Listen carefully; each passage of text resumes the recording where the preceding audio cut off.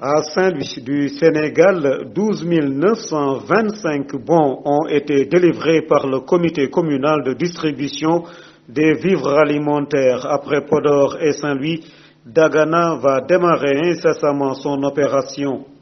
D'abord, cette région est très longue en termes d'élongation. De Pal à Diaba, nous avons 400 km. Nous avons également l'obligation de mettre ces vivres à la disposition des 39 maires donc des différentes communes qui constituent la région de Saint-Louis.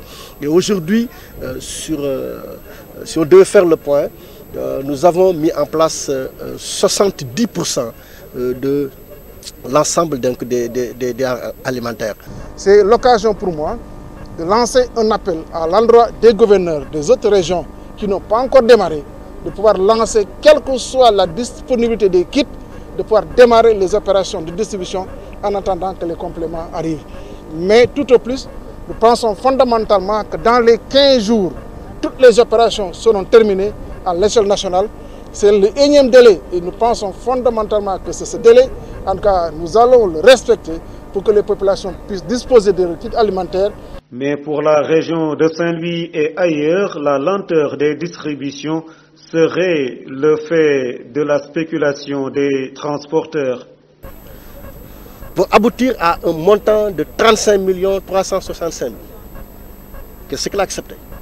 C'est sur cette base que j'ai envoyé une note au ministre du Développement communautaire pour dire voilà où est-ce que j'en suis avec le transporteur.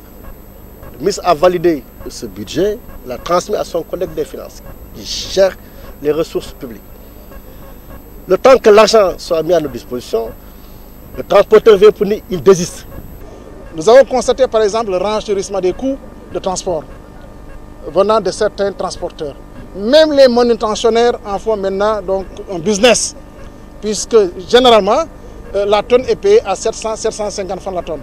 Nous sommes montés à 1000 francs en un mois, mais aujourd'hui dans certaines localités, les manutentionnaires demandent 1500 à 2000 francs la tonne de déchargement, au déchargement. Donc, mais nous allons gérer toutes ces questions-là, puisque l'essentiel, nous sommes dans une période de solidarité citoyenne, et nous lançons un appel à l'ensemble des populations pour que cette solidarité puisse être de mise. Le ministre et le gouverneur de la région de Saint-Louis saluent toutefois le patriotisme des autres transporteurs qui ont accepté de reprendre les contrats.